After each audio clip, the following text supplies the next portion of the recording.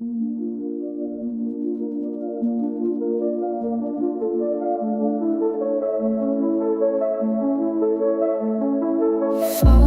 in the moment, can't find my breath. Your voice on the line, it's a scream in my head. I should be moving, but I'm stuck in place. Heartbeats flutter, lost in space. I'm reaching out, but it feels so far. You're breaking down and I'm falling apart. I want to help, but I don't know how. Every step feels impossible to put down.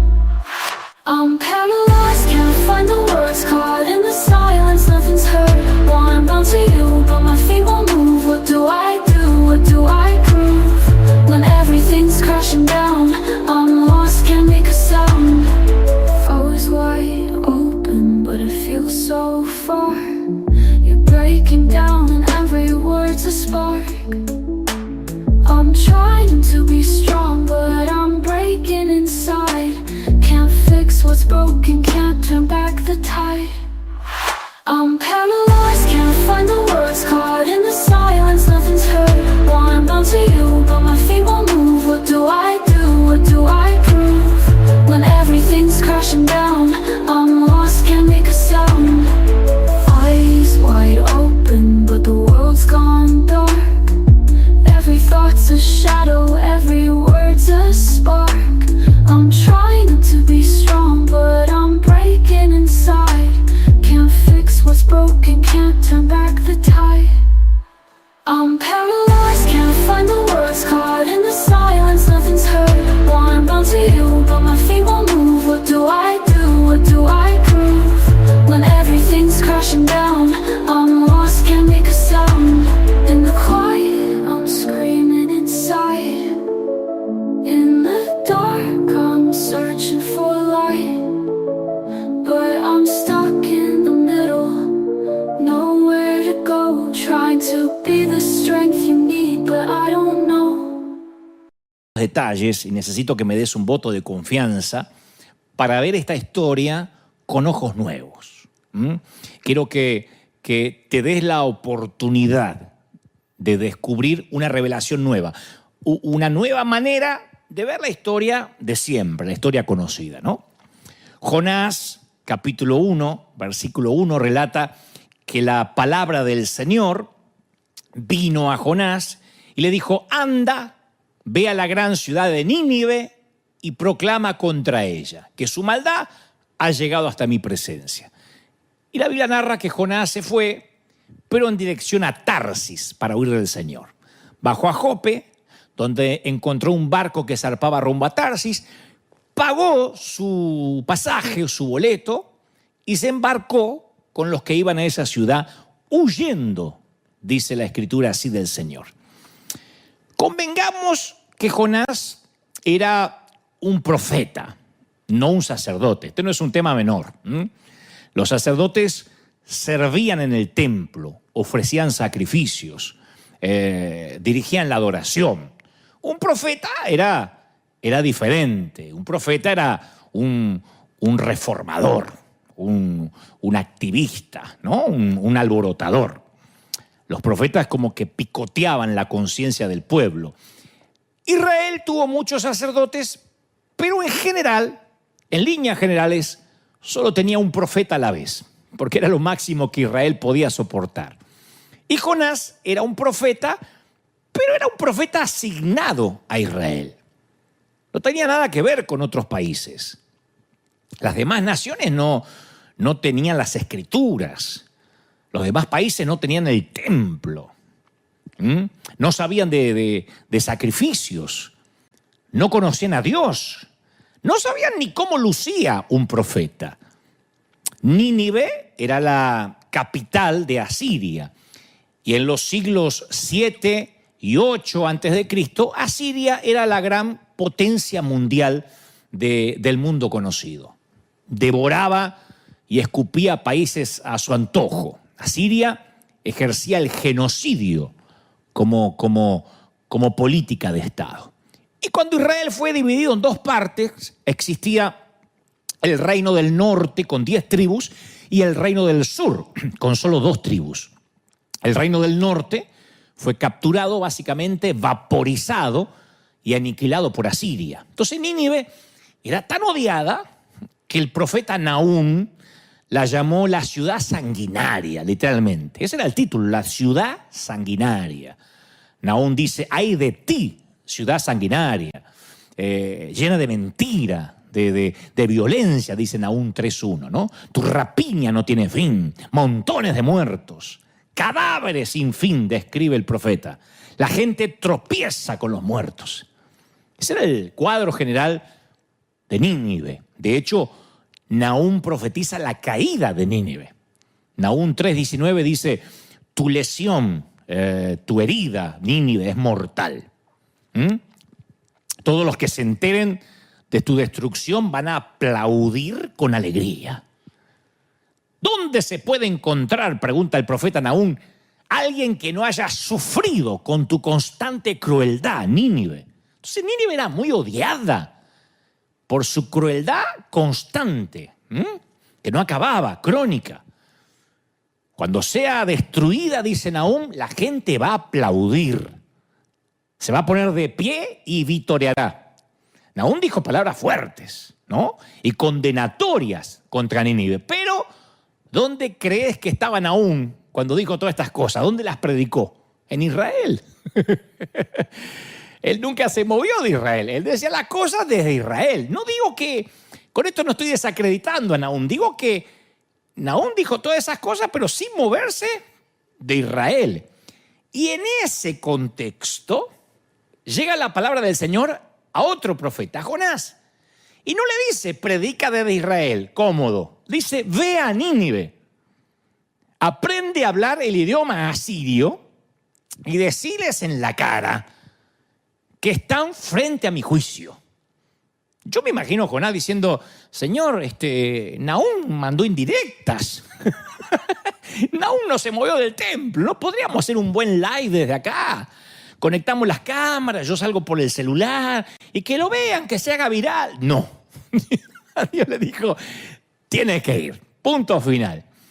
¿Cómo llegó la orden? No sabemos. La Biblia no da luz respecto. No sabemos si fue una zarza ardiente, una visión, un sueño. La Escritura no lo dice. ¿Las personas cercanas a Jonás sabían de esta nueva asignación? No sabemos tampoco. ¿Había una señora Jonás? ¿Había una señora de Jonás? ¿Será que Jonás llegó a su casa y tuvo que convencerla? Che, gorda, no vas a creer esto. ¿Qué? Tengo que ir a Nínive. Pero ¿por qué Nahum predica desde la casa y a vos te mandan a Nínive? Reclamá por el sindicato de profetas, que Nahum nunca se movió y vos tenés que ir a Nínive. Y bueno, gorda, mandó Dios, pero ¿cómo sabés que Dios? Pero estabas borracho. Capaz que hubo una discusión. Nínive es el sitio al que Dios llama y a donde en algún momento no queremos ir. Yo suelo decir que cuando Dios llama no hay tanta emoción, por lo menos en la Biblia. No es como esos que se emocionan, tengo el llamado de Dios. No, cuando Dios llama generalmente tenemos a un Moisés dubitativo, a una María que no sabe de qué se trata su embarazo, tenemos a un José, tenemos a un montón de gente que no está del todo feliz con la asignación. Y entre ellos está Jonás. ¿Qué haces cuando Dios te dice, ve a Nínive, ve al lugar donde no querés ir? Porque en algún momento, si caminas en este peregrinar cristiano, Dios te va a decir eso. ¿Qué vamos a responder? En el primer capítulo de Jonás, 3 veces leemos que Jonás huye, no solo de su llamado, sino también, dice la Biblia, lejos de la presencia del Señor. La cosa, para no aburrirte, es que encontró un barco hacia Tarsis, el tipo, pagó su pasaje y subió a bordo. Y quiero que me prestes mucha atención porque te prometí que si me dabas un voto de confianza, un poquito de crédito, yo te iba a mostrar algunos secretos, algunas gemas que están semi escondidas aquí, que hacen que esta historia se vea con ojos nuevos. aunque lo hayas escuchado esta historia desde la escuela dominical o desde que eras chiquitito, que nada tiene que ver con cuando Pinocho escapa de Gepetto y se lo traga la ballena. Esta es otra historia. Jonás 1:3 dice, pagó su pasaje, subió a bordo y se embarcó rumbo a Tarsis con la esperanza, escuchá, con la esperanza de escapar del Señor.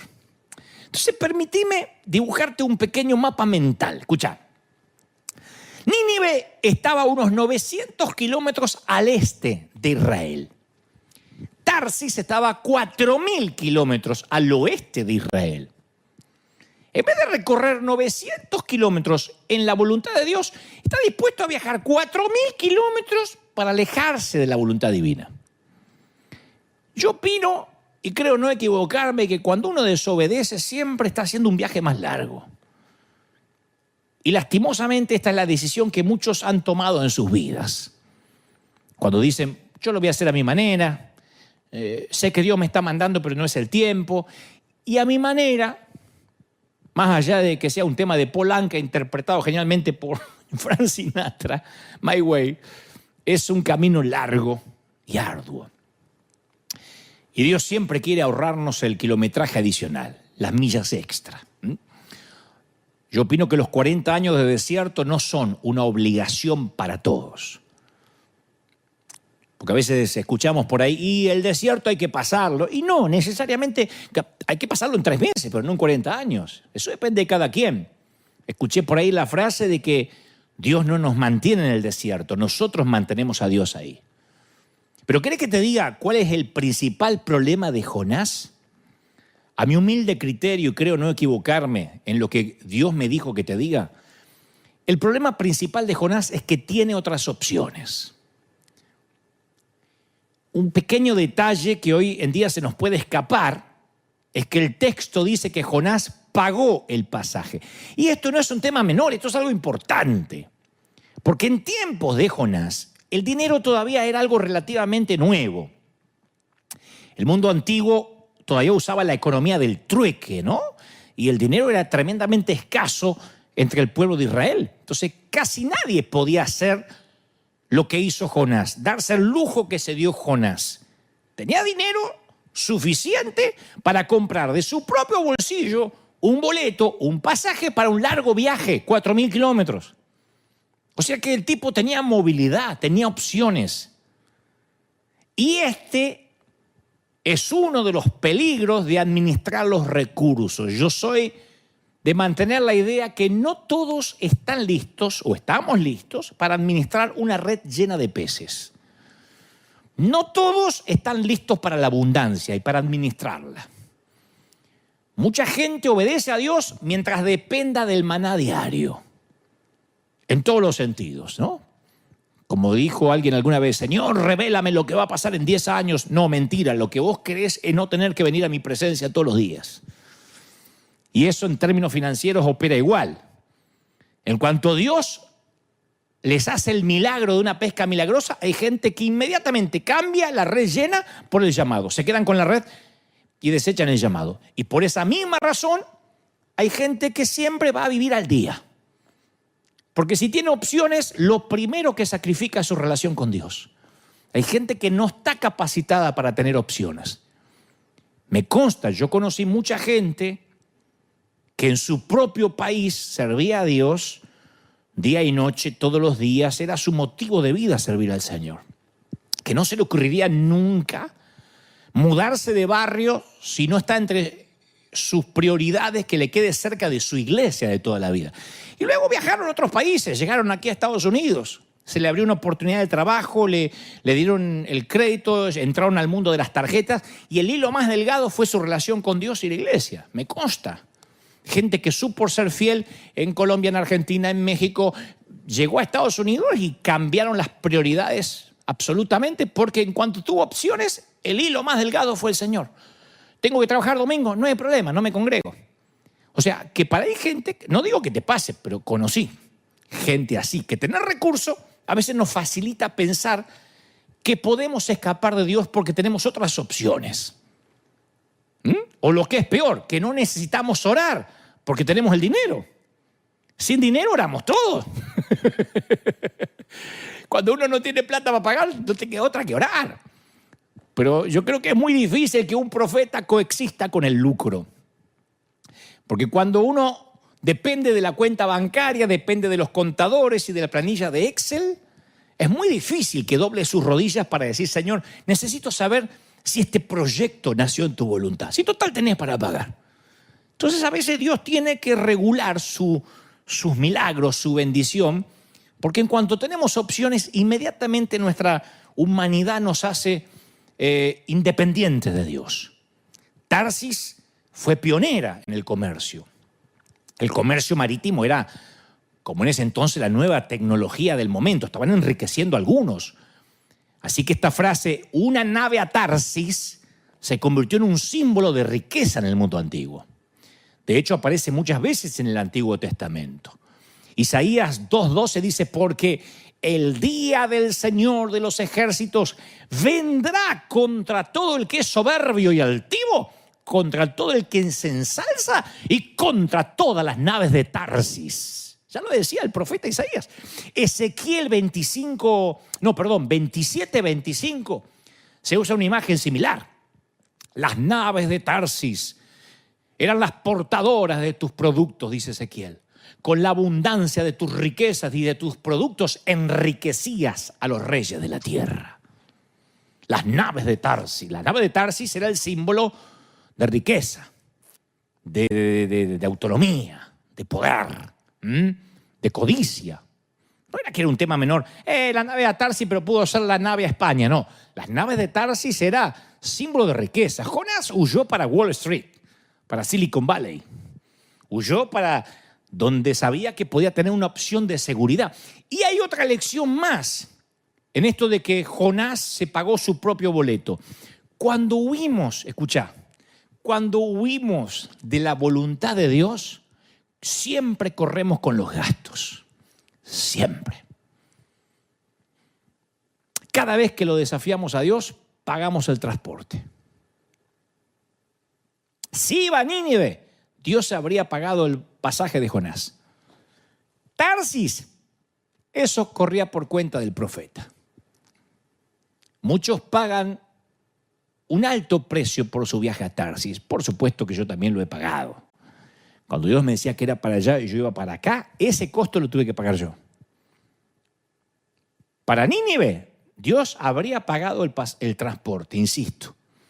Si uno obedece a Dios, Él siempre es un Dios informado que sabe cuánto cuesta una visión y provee lo que exige. Si uno se metió a construir como pastor un templo que Dios no te mandó a construir, y en vez de pensar en alma, uno se mete en un proyecto de 10, 20 años de poner ladrillo y poner una losa y poner el aire acondicionado y te metes en algo que Dios no te mandó, vas a quebrar la iglesia, te vas a meter con los gastos y Dios no va a bendecir ese proyecto que a lo mejor no nació en su corazón. No digo que esté mal, estoy poniendo un ejemplo. Puede ser lo mismo si alguien se mete en un proyecto misionero que Dios no lo mandó y empieza a pasar hambre y los recursos nunca llegan. La pregunta es, si estás corriendo vos con los gastos, ¿no será que no es la dirección? O sea, y no solo son los gastos financieros, hay gente que corre con los gastos emocionales, psicológicos, espirituales, incluso físicos, en meterse en algo que Dios no los mandó o en estar justamente en la dirección equivocada. ¿Qué hace mi gran temor siempre como líder? Antes de decir, enviemos dinero a este país o vamos a meternos en esto, mi pregunta es, ¿Dios quiere? Porque yo no puedo correr con los gastos. Si no está Dios en la ecuación, yo soy pésimo como empresario. Jonás aprendió.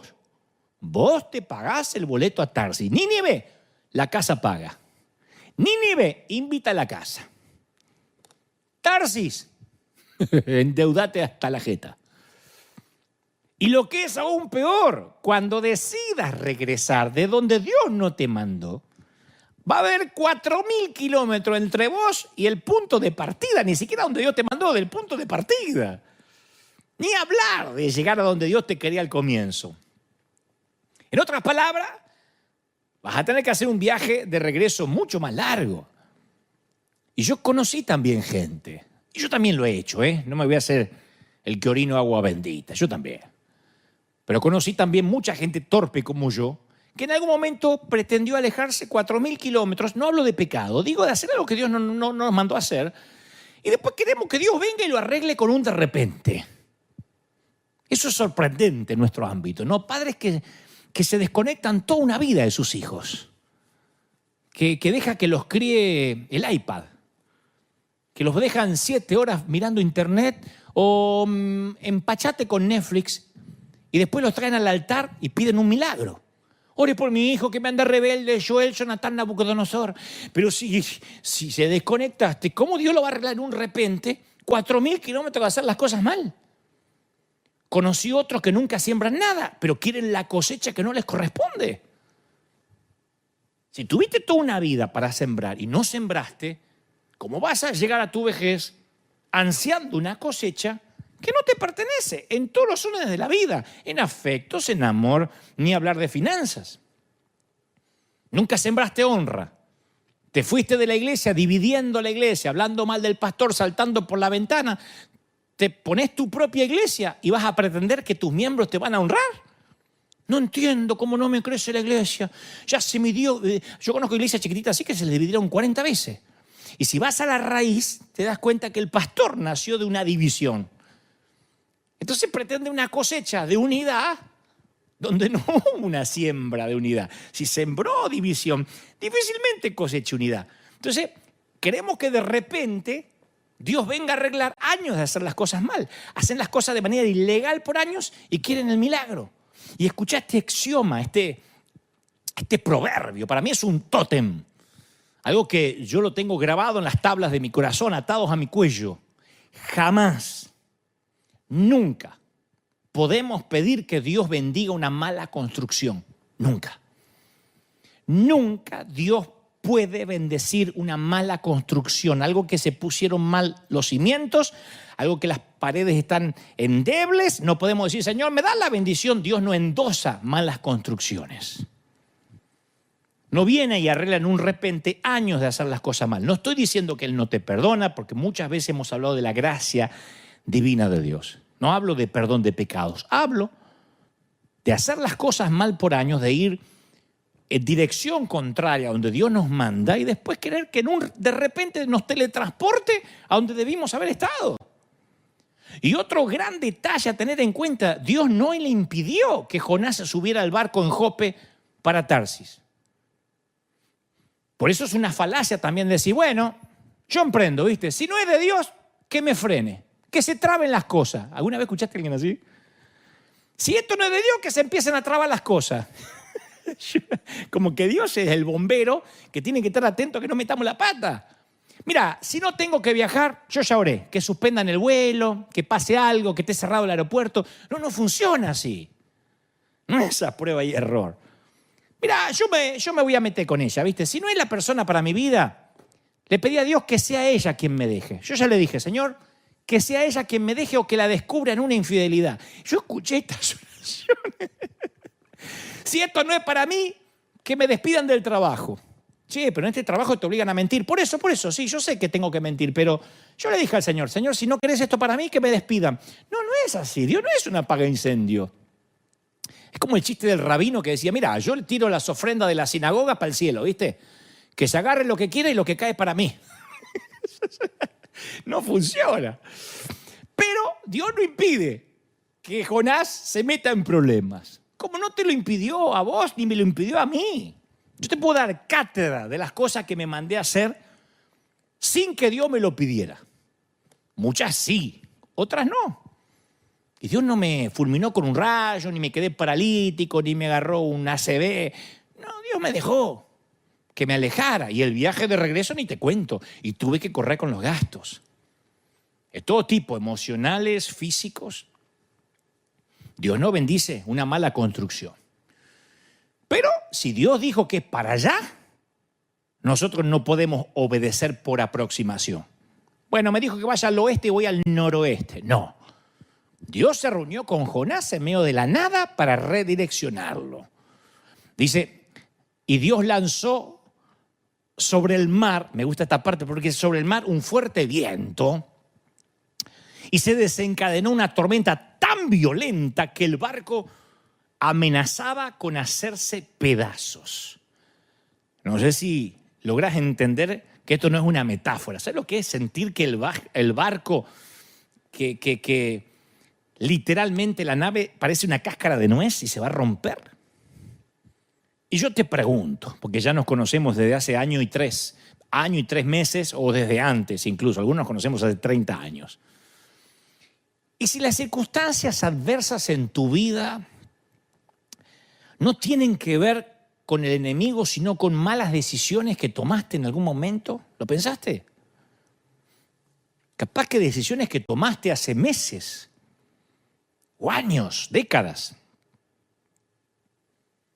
Y eso desencadenó una tormenta sobre tu vida, porque algunas tormentas duran años y años y años. Yo dirijo mi mensaje a los que están ahora aferrados en estribor al palo y dice, una tregua, por favor, vengo 10, 20 años remando. Y cuanto más fuerte remás, más te alejas de la orilla. Cuanto más luchás por unificar tu finanza, más te endeudás. Cuanto más te esforzás por restaurar la familia, peor. Y te digo algo entre nosotros. Escuchá, que quede acá. No creo que el diablo sea tu problema en este caso. Este mensaje va para los que están luchando contra el viento del Espíritu de Dios. Ojo, porque sea una tormenta no necesariamente proviene de Satanás. Porque aquí te estoy dando un ejemplo de un viento que Dios desató.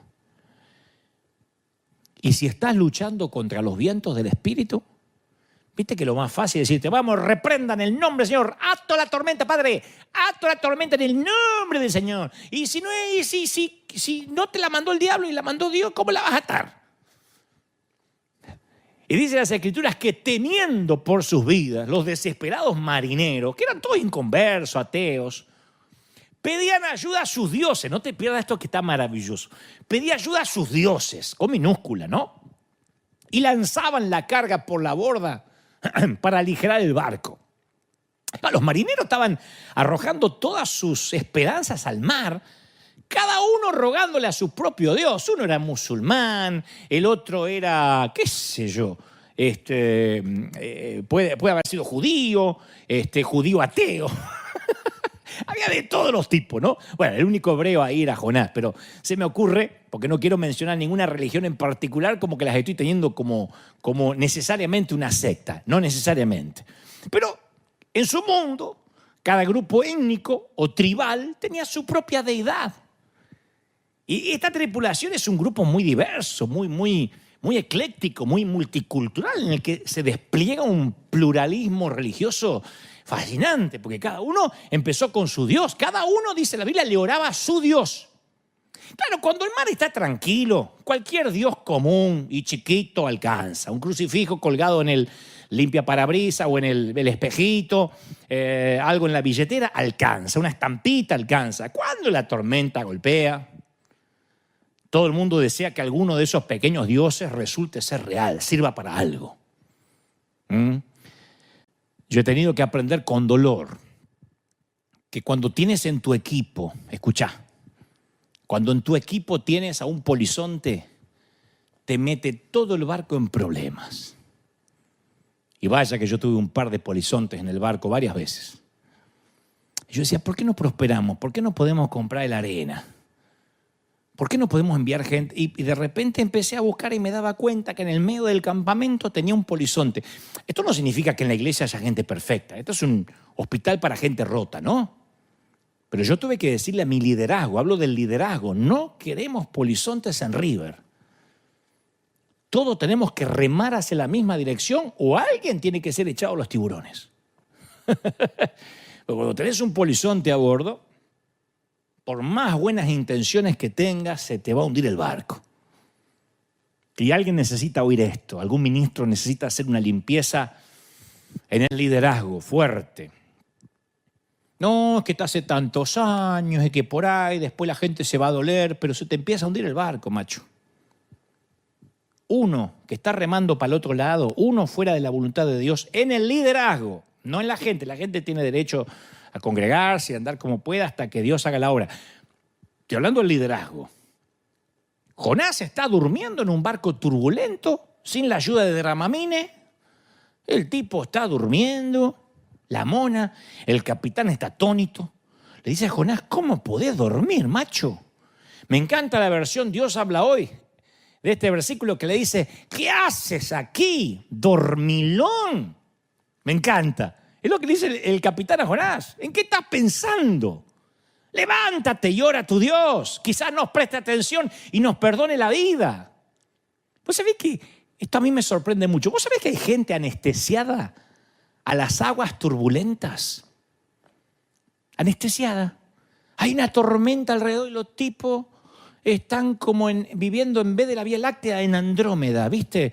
Se ve que la mamá no tomó suficiente ácido fólico en el embarazo, no le irriga agua al tanque y están, ¿viste? Ya como que no se dan cuenta que hay que tomar el toro por las astas. A esta actitud es lo que en política se denomina bailar sobre la cubierta del Titanic. ¿No? Bailar sobre la cubierta del Titanic. Se usa por lo general cuando un gobierno hace caso omiso a las advertencias de riesgo, al Fondo Monetario Internacional, o asume una actitud de indiferencia, una deuda externa gigante, refinancia mal una deuda. Baila al compás de la orquesta mientras se desencadena la tragedia en la nación. Bueno, el barco de Jonás se parece mucho al Titanic, exceptuando el romance de Jack y Rose y la banda sonora de Celine Dion. Pero es igual. Y esto es la ironía. El capitán, escuchá, pagano y gentil del barco está pidiéndole al hombre de Dios que ore. El mundo pidiendo la manifestación de los hijos de Dios. El pagano hace lo que hacen los profetas. Actúa y hace un llamado a la oración. El pagano hace un llamado a la oración. Che, cada uno busque a su Dios. No entenderé mucho de esto, ni sé cuántos dioses hay, pero por las dudas, oren todo, alguno va a responder. Y el profeta hace lo que hacen los paganos, dormir cuando es el momento de orar y actuar. A mí me hace acordar mucho a lo que sucedió en algunos sitios durante la pandemia, pero no voy a explicar más. Si alguno entendió, y si no, pide que alguien le explique en casa.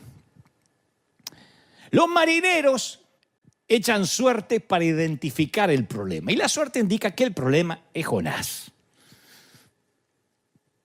Se compró todos los números, Jonás. Se sortea quién va a tirar a los tiburones y Jonás se sacó todos los números. Los marineros le preguntan, ¿cuál es tu historia? Y Jonás responde...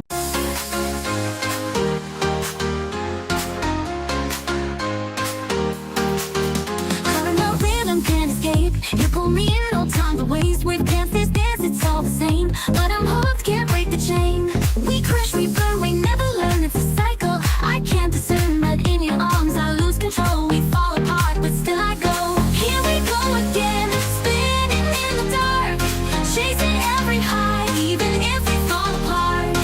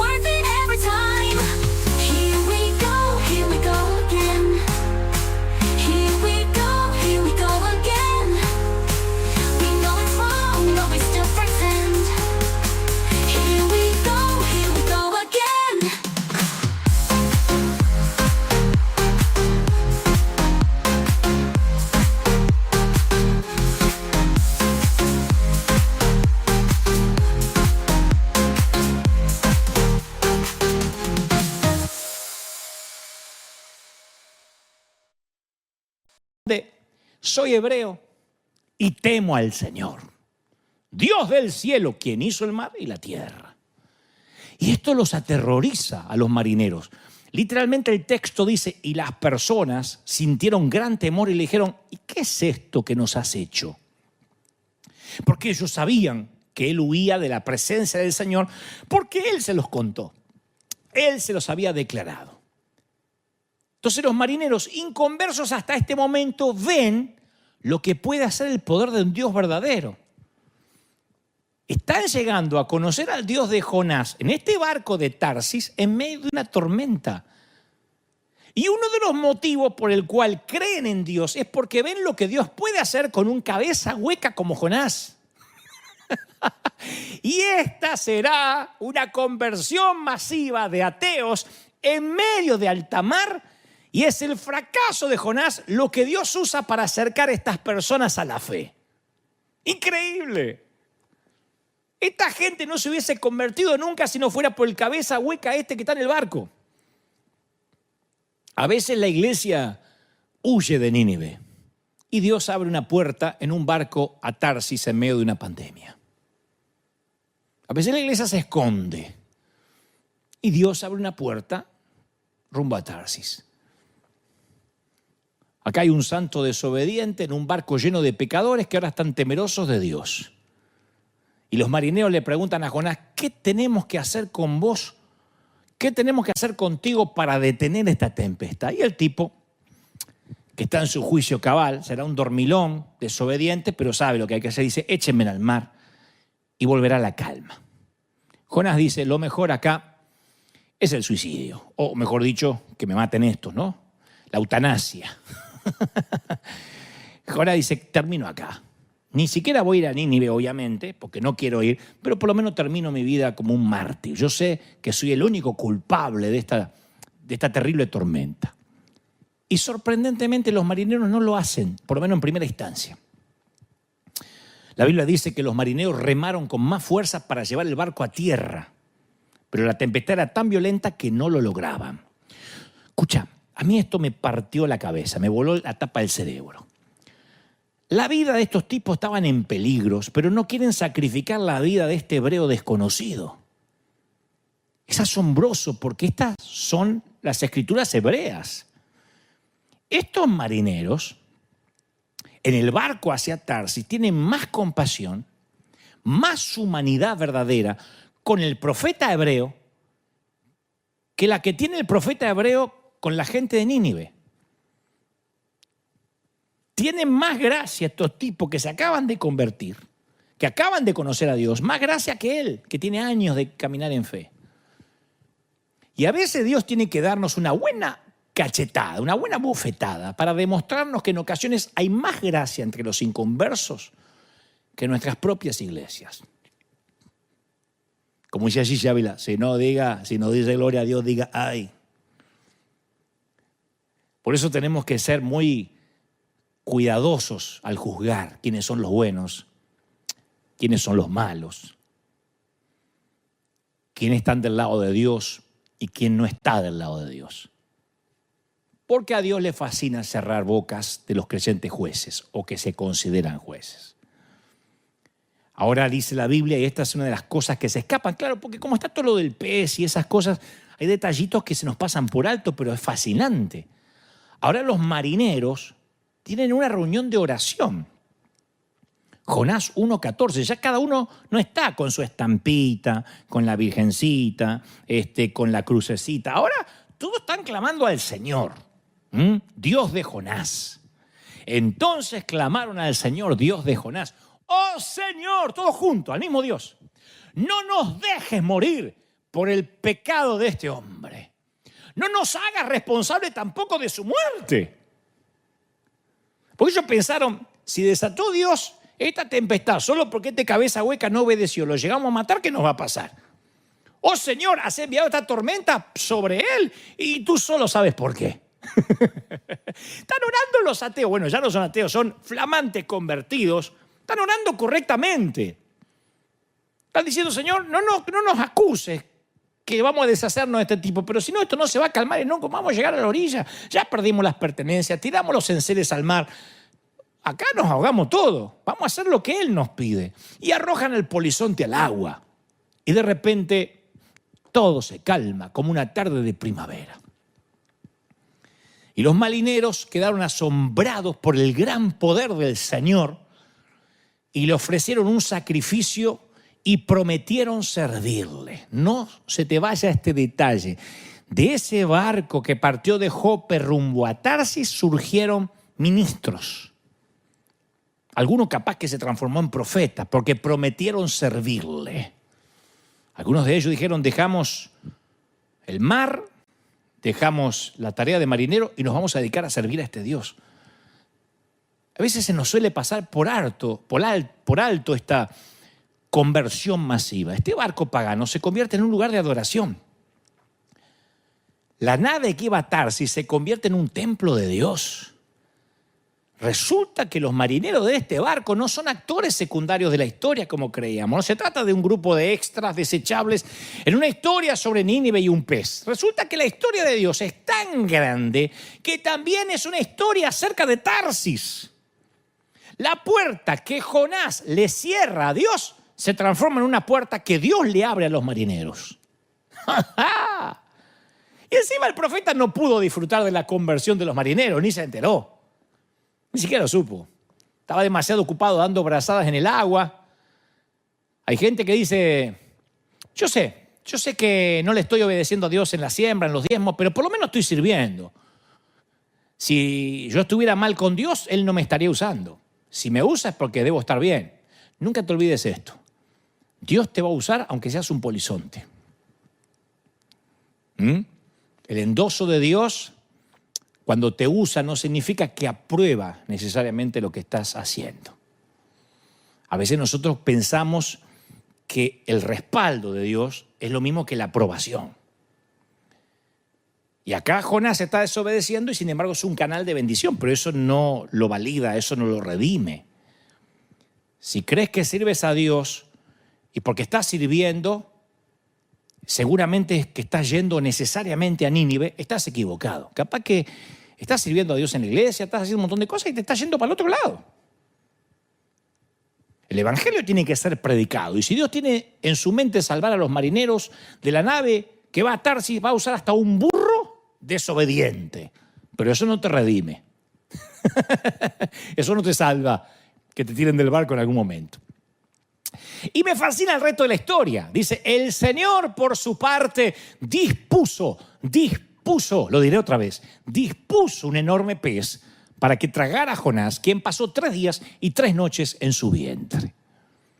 Nos dice que Dios creó un gran pez. Hace poco estaba leyendo una nota que realmente alguien fue tragado por una ballena hace relativamente poco y dijo, pensé que no iba a volver a ver a mi familia. Así que esto no es una fábula. Dios dispuso uno.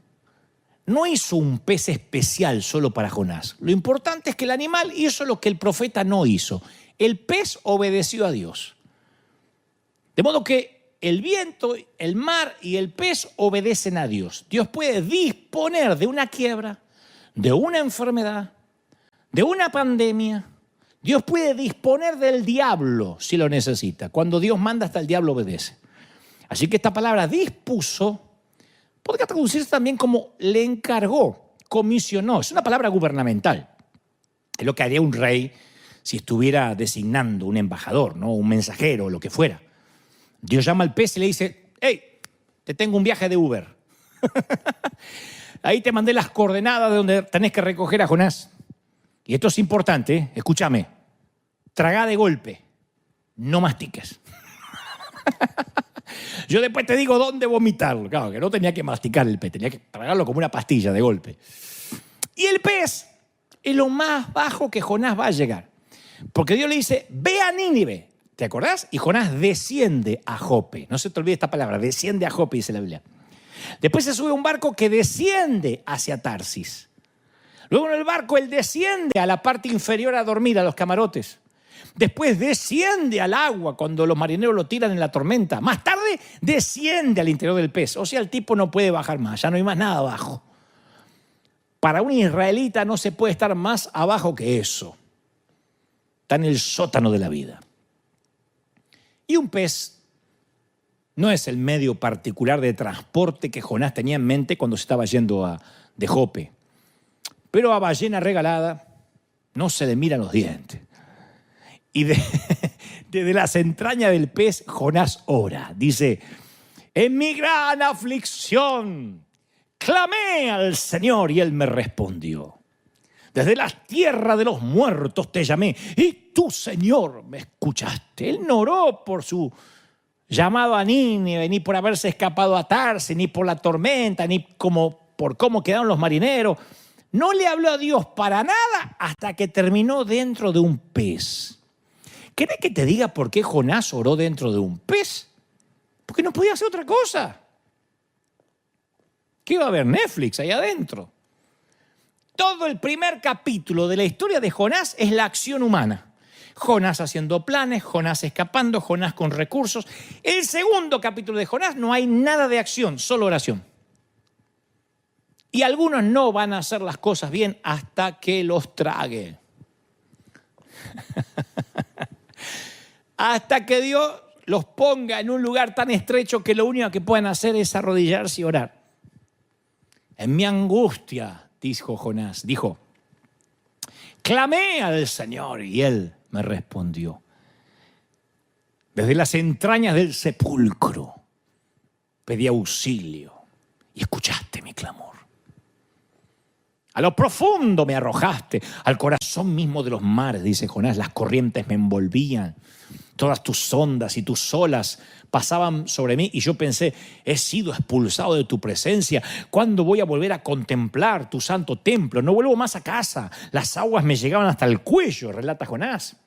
Lo profundo del océano me envolvía, las algas se me enredaban en la cabeza, arrastrándome a los cimientos de las montañas. Me tragó la tierra y para siempre sus cerrojos se cerraron tras de mí.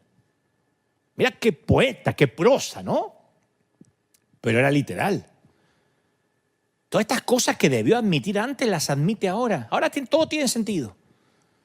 Y dice Jonás, algo que es para darle un premio. Me acordé del Señor. ¿Cómo te acordaste? Dentro de un pez te acordaste del Señor. ¿De verdad? ¿En serio? ¿Es un chiste? Y esto va dirigido para alguien que está en el vientre del infierno ahora mismo. Mira, yo no voy a poner en palabras fáciles la crisis que te tocó vivir, pero si todo esto te devuelve a la voluntad de Dios, dale gracias al Señor por ese vientre húmedo que ahora apesta. Yo voy a la Biblia y encuentro otro naufragio, otra historia de naufragio similar, la de Pablo en Hechos 27, que es exactamente lo opuesto a la de Jonás. Porque Jonás corre escapándose de su llamado a predicar a la peligrosa ciudad de Asiria. Pablo corre hacia su llamado de predicar a la peligrosa capital de Roma. La presencia de Jonás en el barco pone en peligro a todos los marineros.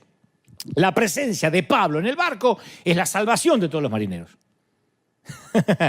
¿Cuál es el secreto? La obediencia. Jonás es liberado del pez al tercer día. Y en la Biblia, el tercer día es un esquema, ¿no? Un esquema común de rescate de parte de Dios, de resurrección. De modo que si uno no conoce la historia, esperaría que Jonás viva un evento espectacular de rescate, una visitación del ángel Gabriel, la vuelta a casa en un carro de fuego, la teletransportación instantánea. Pero no es lo que sucede. Jonás 2:10 dice, entonces el Señor dio una orden y el pez vomitó a Jonás en tierra firme. Le agarraron las arcadas al pez, ¡plac!, y lo lanza. Yo me pregunto siempre por qué los traductores de la Biblia a nuestro idioma no eligieron una palabra más decorosa, ¿viste? Más eclesiástica. Digo, para no decir vomitar. Quizá porque la palabra hebrea todavía es más gráfica que lo que es la palabra vómito en nuestro idioma. Y el autor quiere asegurarse de que el lector entienda lo que pasó. Jonás no fue transportado por un ángel, a pesar de que se arrepintió. No es un personaje heroico cubierto de gloria, es una figura ridícula que ahora está cubierta de cóctel de camarón, aderezo de atún. Jonás parece un personaje de comedia. Algunos estudiosos han dicho que esta historia posiblemente, no, tiene que ser una fábula. No, el propio Jesús redimió la historia cuando dijo en Mateo 12:40, así como Jonás estuvo en el vientre del gran pez durante 3 días y 3 noches, el Hijo del Hombre estará en el corazón de la tierra durante 3 días y 3 noches. Lo dijo Jesús. Jonás obtuvo un viaje de vuelta a la voluntad de Dios. Dios le dio gracia, fue bueno y le regaló un boleto de regreso. Pero vas a viajar donde Dios quiera. No fue un regreso cómodo. Cuando hay que volver por las malas, a lo que Dios te pidió por las buenas hace tiempo, no vas a elegir el transporte. No podemos subir hacia Tarsis para evitar obedecer a Dios y luego esperar tener un viaje de vuelta fácil. Te podés casar con quien vos quieras y esperar liberarte con un de repente.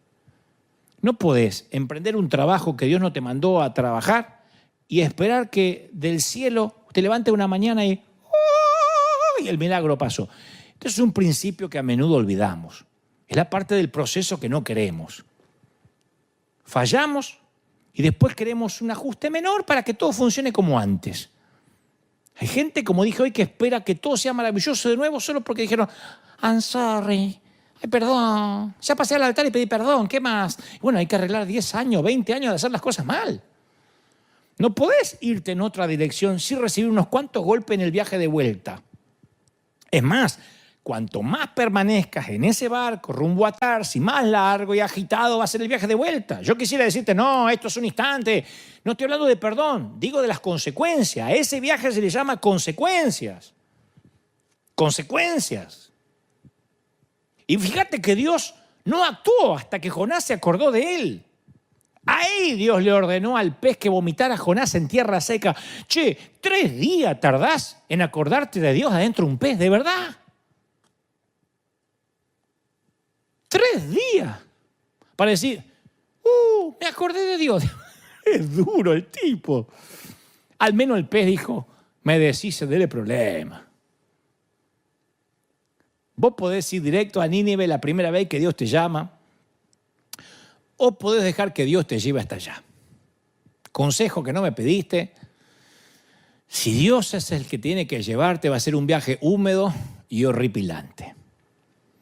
Y hay gente que a veces no lo entiende hasta el segundo matrimonio, el tercer matrimonio. Hay otros que no lo entienden hasta los 50, cuando pudiste haberlo entendido a los 20.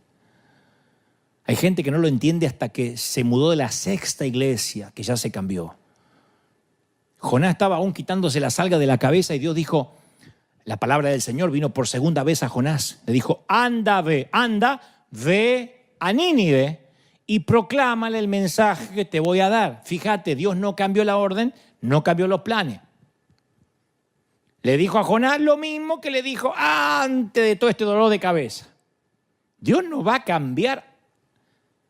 Hagamos lo que Él dice la primera vez o la segunda vez o la tercera vez o escapemos. Dios no va a cambiar. Tu rebelión no hace que Dios modifique el plan. No, Dios dice, está bien. Al final para vos te traje más complicaciones con este llamado. Está bien. El faraón se endureció, Moisés. ¿Cómo se me ocurre a mí mandarte que vaya? No, volvé. Dios no cambia el plan. El segundo mensaje para el profeta fue el mismo que el primero. Los deseos o preferencias de Jonás no entraron en escena. El texto dice que el pez lo vomitó en tierra firme, no frente a la puerta de Nínive. Aún tenía que obedecer, aún tenía que ir hasta ahí. Capaz que Dios lo devolvió a Jope, su puerto de partida, ¿viste? Para que pudiera comenzar desde el punto donde comenzó mal. A veces Dios nos lleva justo al lugar donde nos desviamos. Justo Dios nos lleva al sitio donde fallamos para que podamos arreglarlo, como cuando fue al encuentro de Pedro a preparar el desayuno, que fue allí donde se habían conocido, allí donde él prometió no negarlo. Muchas veces Dios nos lleva a ese sitio. A veces te regresa a esa ventana por la que saliste para que aprendas a salir por la puerta. Y esta vez Jonás se toma el barco correcto. Pero la historia de Jonás no termina en este tono.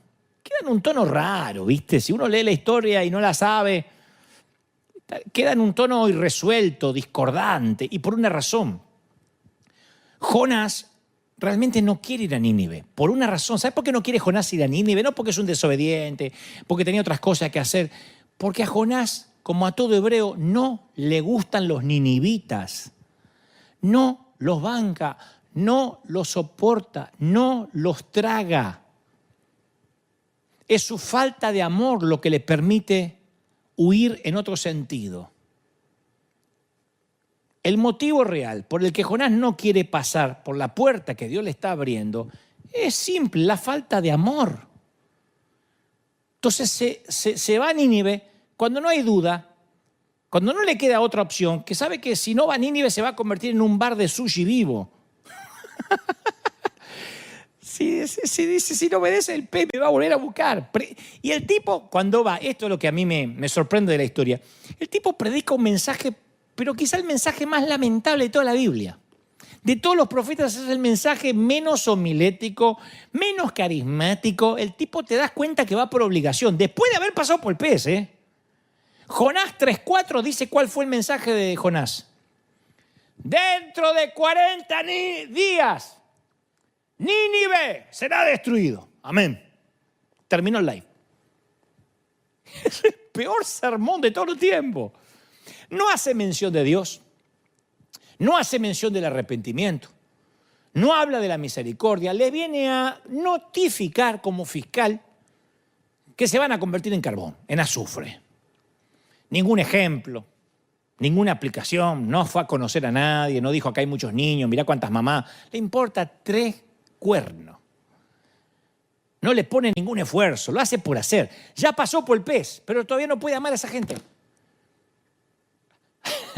A mí me hace acordar lo que escriben, Dante, ¿cuándo vas a hablar de la venida de Cristo y que todos se van a ir al infierno? Pero no hay amor ni compasión, ganas de disfrutar que todos se vayan al infierno. Y entonces sucede lo más extraño de todo. Por eso la historia se pone buena, casi con tonos de comedia. Dios tiene más gracia y favor que aquellos que predicamos su nombre, obviamente. Dios no solo le tuvo paciencia a la rebelión de Jonás, sino que lo reincorporó a su ministerio como profeta. Ojo, tampoco es un tema menor. Por mucho menos que esto, algunos no lo dejamos pasar ni por la vereda de la iglesia. Dios lo reincorporó. Por cosas menores que esto liquidamos a alguien por internet. Yo creo en la reincorporación de los hombres y mujeres de Dios que fallan. Yo lo creo. Pues yo soy el producto de la gracia. Yo soy el producto del favor, de las oportunidades. Si por cada metida de pata a mí me hubiesen sacado, yo, entre otras cosas, no estoy acá. Lo discutiremos en otro momento, en otro mensaje, pero yo creo en la restauración, incluso para a un ministro caído.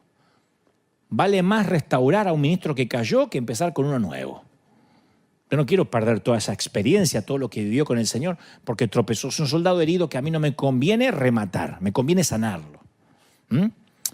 Dios puso, además de restaurarlo en su ministerio, Dios puso en manos de Jonás uno de los avivamientos más grandes de la historia humana. Dios conmocionó a esa ciudad malvada desde el palacio del rey hasta el corral de las ovejas, literalmente. El mensaje de Jonás, aunque era escueto, un poco díscolo, sin mucha gracia, llegó a las altas esferas del gobierno. El rey mismo, dice las Escrituras, se vistió de cilicio y ordenó que cubrieran con ceniza todo el que se moviera en Nínive, todo, hasta los animales. Estas personas malvadas clamaron a Dios en arrepentimiento, al igual que lo habían hecho hace unos días los marineros que estaban yendo a Tarsis. ¿Qué hace Dios? Su carácter no cambia, Dios perdona a la ciudad. Lo cual nos enseña que nuestra idoneidad o la falta de capacidad nunca es un problema cuando Dios abre una puerta. El peor predicador puede hacer que la gente se convierta si el Espíritu Santo obra. Dios ve el arrepentimiento de Nínive, se llena de compasión y dice, sí, los voy a perdonar. Jonás 3:10 dice, cuando Dios vio lo que habían hecho y cómo habían abandonado sus malos caminos, cambió de parecer. ¡Ja! Y Jonás, que ve todo eso, uno piensa que se va a emocionar el tipo. Predicó mal y encima predicando mal se convirtió en todo. Pero dice la Biblia que todo esto a Jonás le pareció lamentable. Qué lástima. Qué lástima. Qué lamentable, con cara de religioso. ¿Viste los que te dicen, qué lamentable, qué lástima? También aparecen muchos ahí en internet, qué lástima. Le cayó muy mal, se enojó mucho. Jonás no puede aceptarlo. Ahora Jonás no puede dormir. Él mira a Nínive arrepintiéndose, perdonada por Dios, y dice, y esto desagradó grandemente a Jonás, muy grande. Se calentó el tipo. Lo que es buenísimo para Dios, la gracia para Nínive, es muy malo para Jonás, porque no deja de ser un religioso sin recuperar. Jonás 4.2 dice, entonces Jonás le reclamó al Señor. El tipo viene de un pez y le reclamó al Señor. ¿Viste que te dan ganas a esta altura de aplastarlo al tipo? Pero no quiero que te enojes con Jonás, quiero que veas la paciencia del Señor con gente como Jonás, porque somos muy parecidos a Jonás. Le dice, Señor, ¿no te dije antes de salir de casa que ibas a hacer esto precisamente? Te lo dije. ¿O no te lo dije? Escúchalo. Ahí está. ¿No te dije antes de salir de casa? Por esto no querías, Por eso me fui a Tarsis. Porque sabía que eras un Dios misericordioso, compasivo, lento para la ira, lleno de amor. Todo lo que sabía de Dios y no lo predicó. Hubiese dicho estas cosas en Nínive. Vengo a hablarle de un Dios lento para la ira, misericordioso. No, se van a morir todos, le dijeron. Van a ir al infierno. Los voy a ver arder. Y ahora dice, yo sabía por eso, porque está dispuesto a perdonar y no destruir a la gente. Quítame la vida ahora, prefiero estar muerto y no vivo, dice el tipo.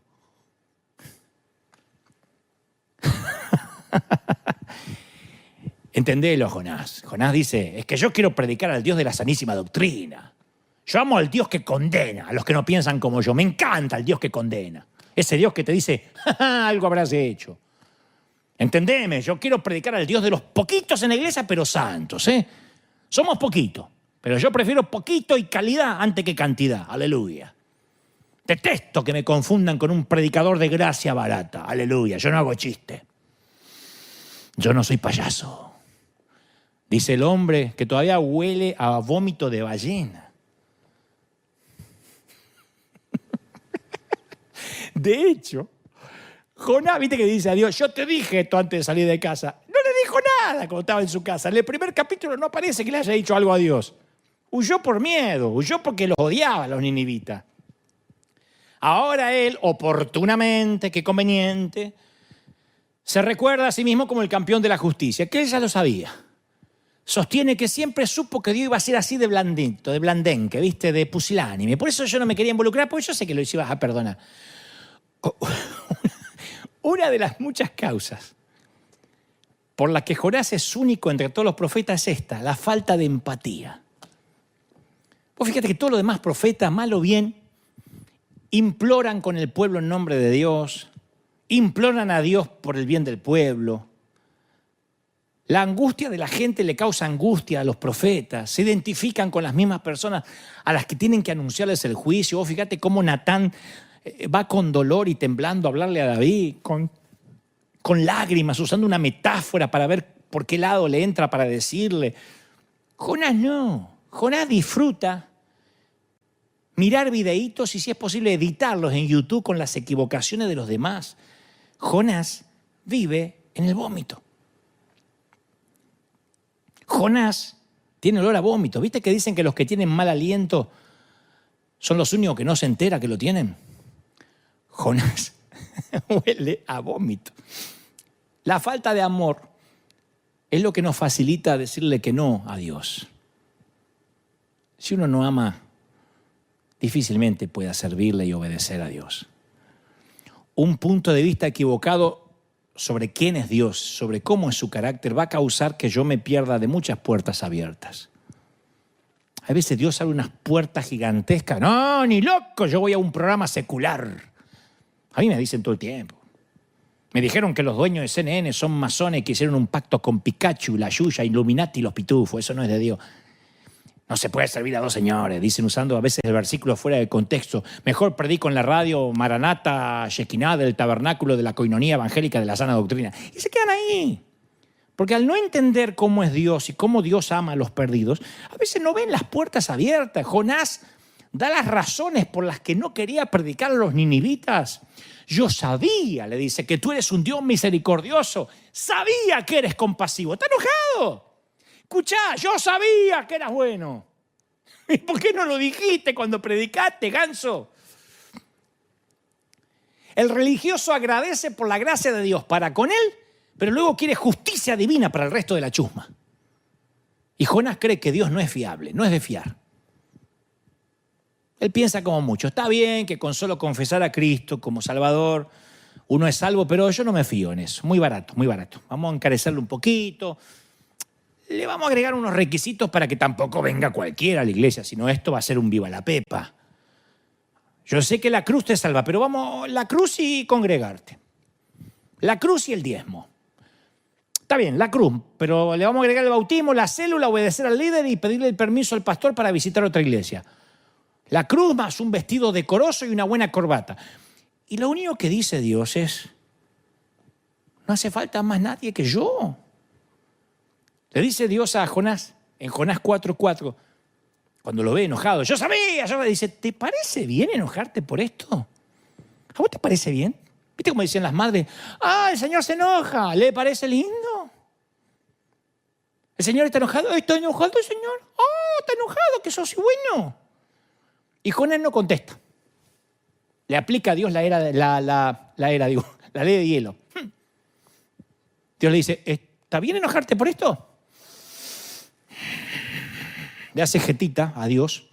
Jonás vuelve a huir a oriente, al oriente de la ciudad, y se queda con esperanza de grabar con el celular que la ciudad sea quemada. Se sienta en un lugar donde ve la ciudad y dice, no, tarde o temprano esto van a meter la pata y Dios lo va a fulminar. Además quedaba mal él, porque él dijo, Dios los va a fulminar. Y ahora Dios se arrepintió y él quedaba como falso profeta, ¿entendés? Él sí o sí, si Dios no lo fulminaba, ponía la bomba a él. Entonces Dios, que sigue, ese día estaba de humor, Dios. ¿Viste cuando vos tenés un empleado que es vago, pero te cae simpático? Y decís, está bien, pero... Y entonces te tomás con humor. El Señor proveyó una planta frondosa que creciera ahí donde Jonás se sentó, que extendió sus hojas sobre la cabeza de Jonás y lo protegió del sol. Le trajo alivio. Jonás estaba muy agradecido por la planta. Pero Dios también proveyó un gusano, porque a Dios le obedecen las ballenas y los gusanos. Cuando Dios tiene un plan, las ballenas y hasta los gusanos obedecen. Hay gusanos más obedientes que alguno de nosotros. Le dice al gusano, tengo otro viajecito de Uber para vos. La ballena no, está bien, anda a descansar. Para vos. Andá y matame el